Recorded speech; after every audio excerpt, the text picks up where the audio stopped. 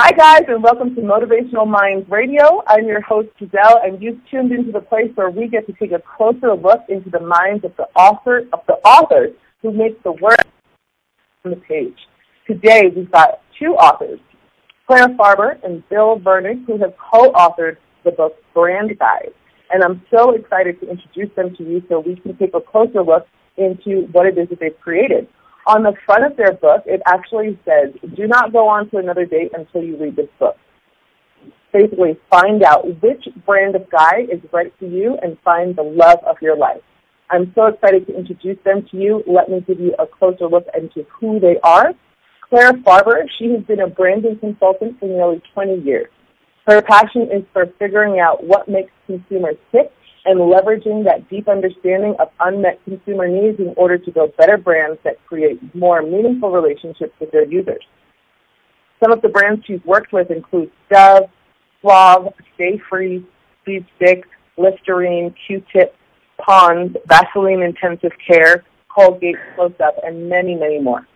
In her spare time, Claire has penned a book, collaborated on several screenplays, and is an avid lover of yoga.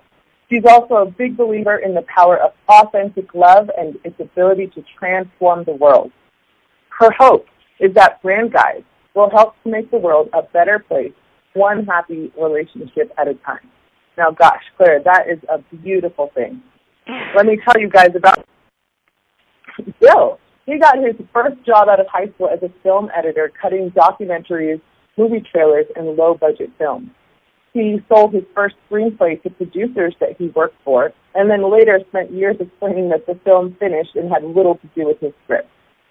How common is that in the film industry? So Bill wrote other screenplays and then worked at an very right? Yep. Bill wrote other screenplays and then worked at an advertising agency as a writer and a creative director, co-creating The Best Part of Waking Up is Folgers in Your Cup. All you coffee drinkers, I know you know that one. Bill also wrote and directed You Better Be Right, a short film that won awards at the Houston International and Suffolk County Film Festival. He's also gained a following on Swedish television, which is hard-pressed for him to explain. And today, he has branched out into new product invention, creating over 8,000 new product concepts. Bill has also written numerous magazine articles, which are gathered at ezine.com. The idea for Brand Guide popped up during a focus group that Bill and Claire attended while doing research for a new product that they invented.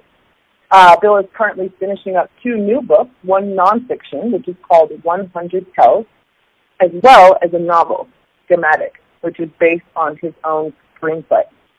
So let's not waste any more time. Let's get right into this Brand Guide. What is Brand Guide? Can you tell us some more about what Brand Guide is all about? Brand Guides is all about helping women find out exactly who guys are, so that when you meet a guy, instead of taking several months to get to know what makes him tick and what motivates him, you can pretty quickly get an overview of what's important to him, what motivates him, what he's like, and how he'll treat you down the road. So I think for us women, that is such a tricky thing to really get to understand. And what I really admire about how you guys have taken your past experience is that you've taken your experience in the creative and the advertising world of brands, and you've kind of created brands around men. So how do products and brands help you learn about a guy? How did you guys put this together?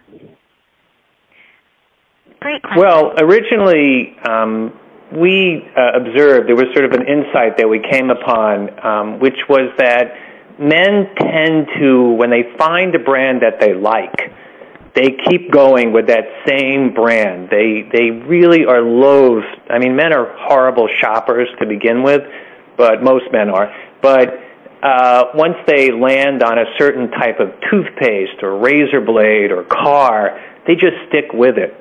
And what we found out was that men that like certain kinds of products tend to buy products in groups, and we were able to discover that, you know, when you knew what products men liked, you started to know the guy quite a bit better. And, you know, of course, there are always exceptions, but we were surprised continuously by how we could find out a guy's personality by discovering the products that he used.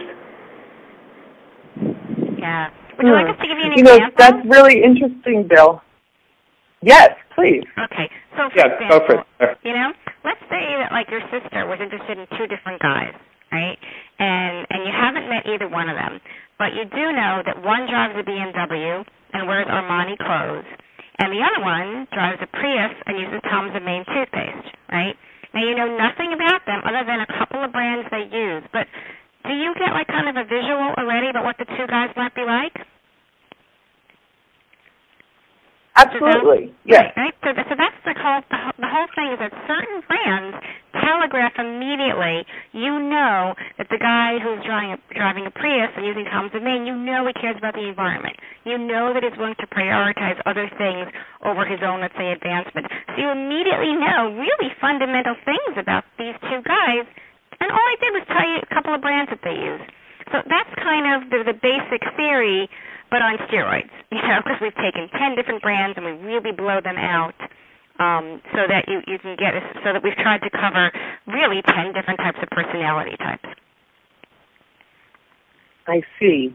Very interesting. Now, I know that people may think that's a little bit judgmental, but do you think that sometimes that judgment in just a first-time appearance or getting to know what the brands that people use is it's valid? Do you think that it's valid? We actually get that question. Yeah, go ahead. I was going to say, we get that question. Our intention is not to be judgmental at all. So there's a difference between, it's almost like the difference between judgmental and judicious, okay? Judgment implies that there's a good or a bad, and we work very hard in the book to never, ever have really the attitude of this is a good guy, this is a bad guy. We think every brand and every guy has potential to be a good guy. It's a matter of who's the right guy for you. So, the guy that's motivated by saving the world, and very environment-oriented, we're not necessarily saying he's the best guy for you to date just because it might be a worthy worldview, because maybe you don't really want to go around smelling like a certain kind of deodorant all the time, in the most extreme. So basically our point is that, a guy who drives a BMW, you might be jumping to the conclusion that, well, he's money-oriented, okay, but he's also very achievement-oriented. And he takes things seriously, and he has 1,000 other great qualities about him that happen to go with the desire to maybe show the success off in your car. So it's not really judgmental. It's trying to paint a really full picture of what these different guys are based on a couple of the core products that they use. And I know it's a subtlety between judgmental and sort of judiciousness, but we're trying to not be negative, because every single guy has the potential to be good, has the potential to be bad. It's a matter of what's right for you, which is a key point we try to make in the book, that you should get to know who the guy really is and figure out if that's the right guy for you. Because our whole purpose in writing this book was really to empower women and to give them more information to help them figure out what would make them happy and if a particular kind of guy really has the potential to make them happy long term. Awesome. I totally get that and relate to that. There is no right or wrong or good or bad. It's really about what feels good and what doesn't feel good. And when you do get to know a guy and you get to know what you want and how you feel with somebody, that's what makes all the difference, don't you think? Absolutely. Really well put. Really well put. Yeah, the reality is so I have a question for Bill. Oh, go ahead. Oh, okay, go ahead. Yeah, sure. Okay. No, please share what you were going to share. Well, what I was going to say was that, to Claire's point, every good advertising idea, new product idea, consumer idea always comes from a consumer stating a need in their own way.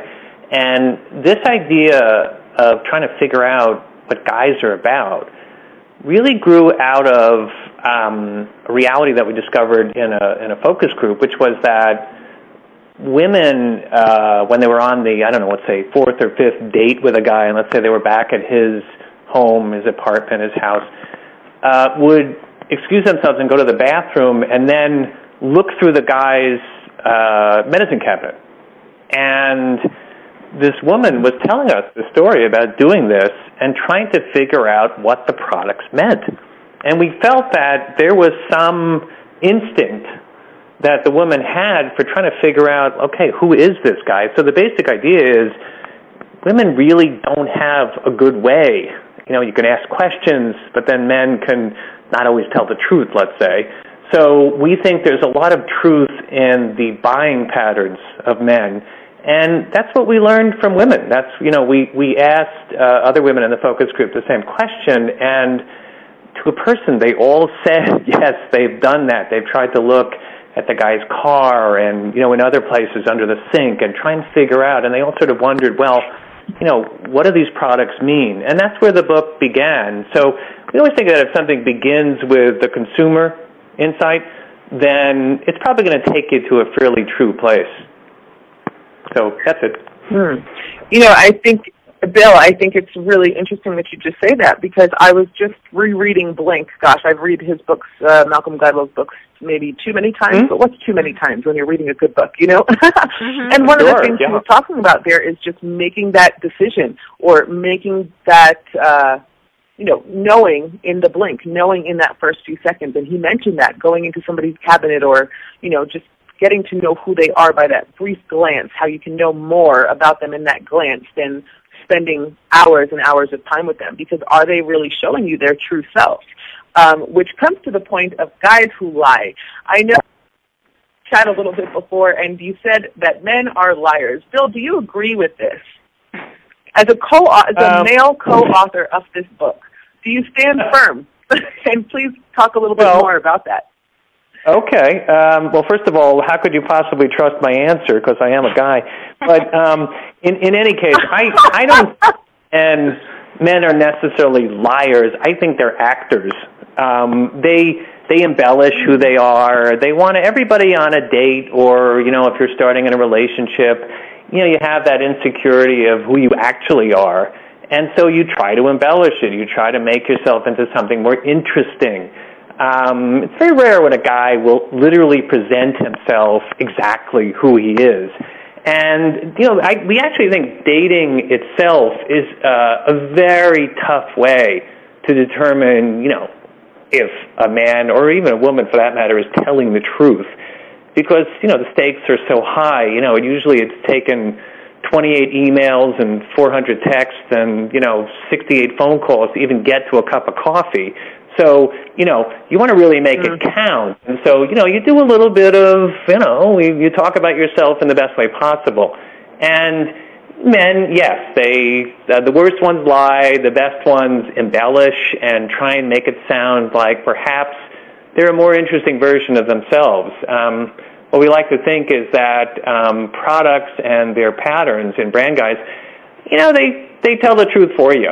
You know, doesn't mean the guy is not telling the truth, but the products, at least as far as we discovered, they tell the truth. You know, you get a good picture of who this guy is.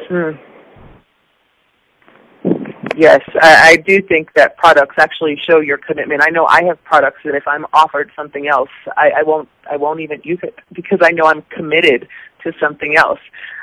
Claire, what is your perception on, or your perspective on the men that lie? And from your experience, please share that. Well, maybe part of why we wanted to write this book is because of my horrible experiences, you know.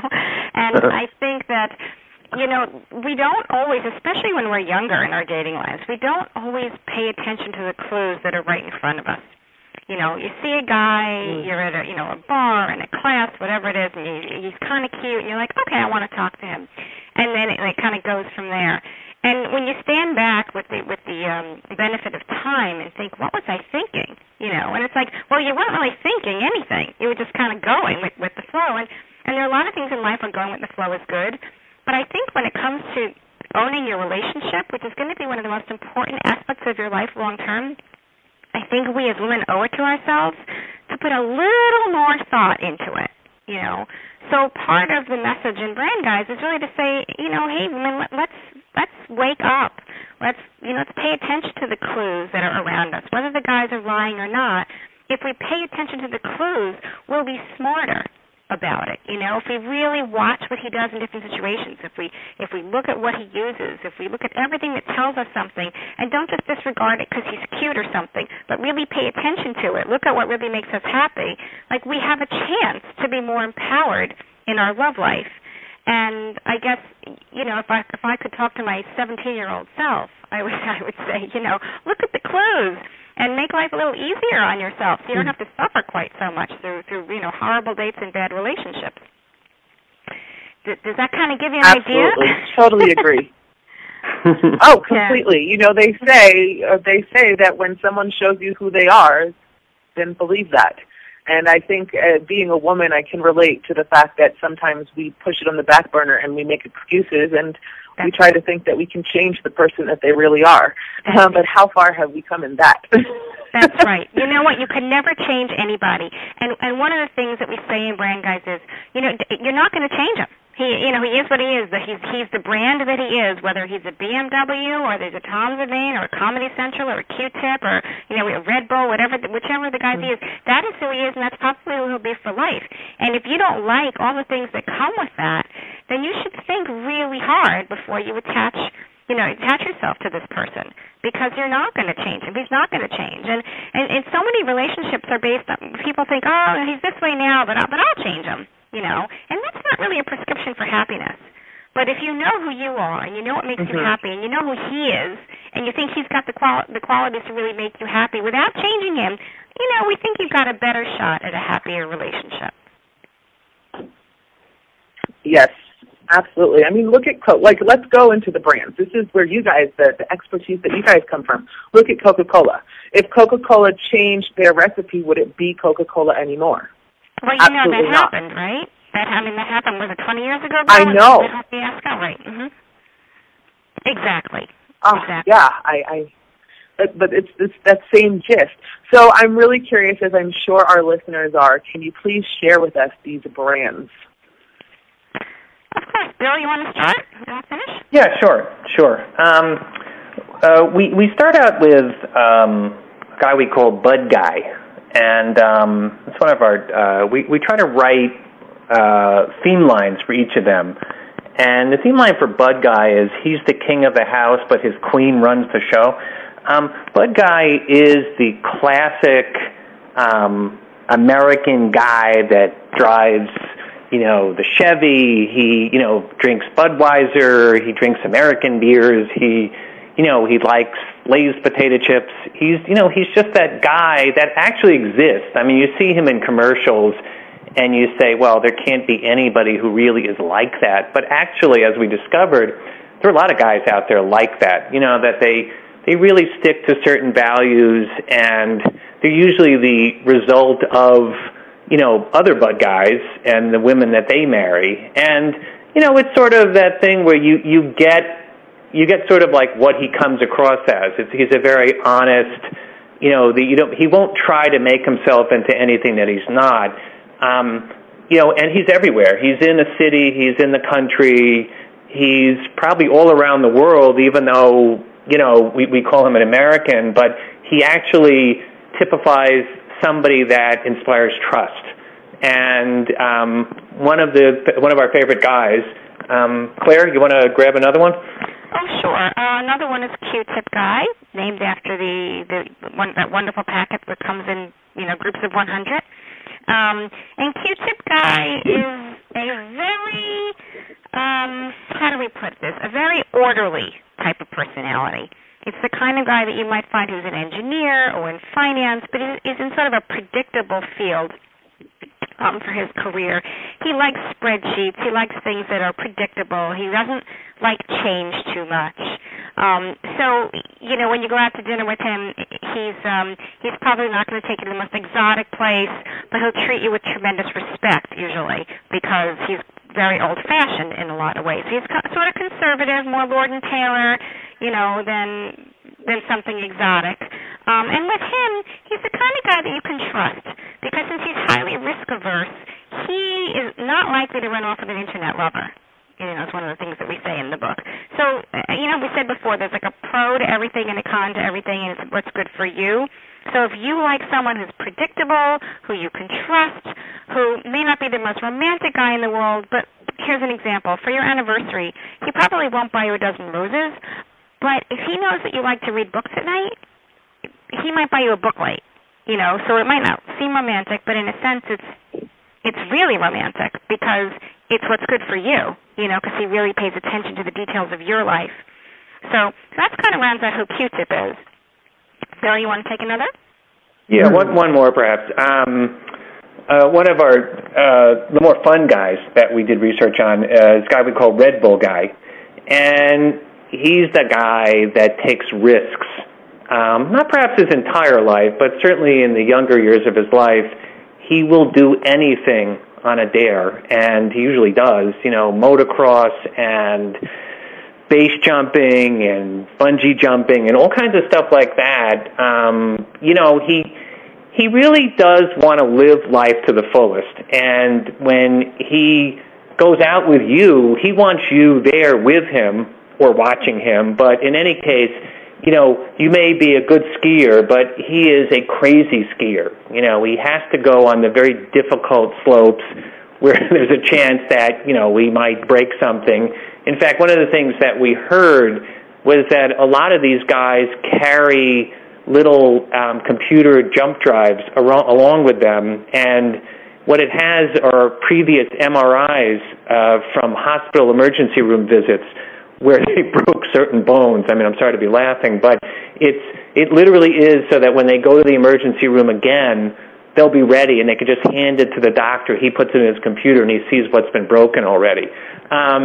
Why is this guy an interesting guy? It's because they also are very sweet guys that are very romantic, and they very much will do almost anything for a woman. Once they're committed in the relationship with somebody, they are a very good bet. I mean, you're going to be worrying about them because they will still do some crazy things, but as we observe in the book, eventually Red Bull guys settle down. They may buy a little motorcycle for their 3-year-old, but certainly the women are around to sort of prevent that from happening. But again, he's a lot of fun, and we notice that he's been very popular. A Red Bull guy in a bar attracts a lot of attention. There's just something about the vibe of a risk taker that women like a lot. Wow.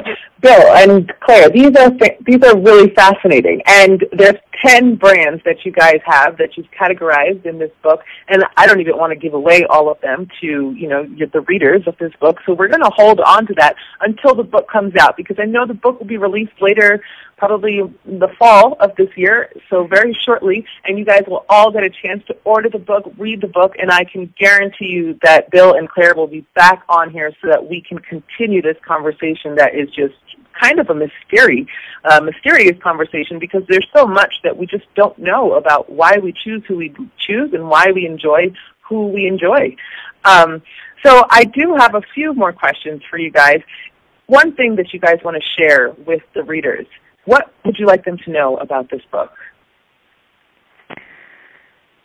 Well, I guess to me it's about you can be happy and you can take a step, take control of your relationship life, and that it's really in there. It's in your capability to make that happen.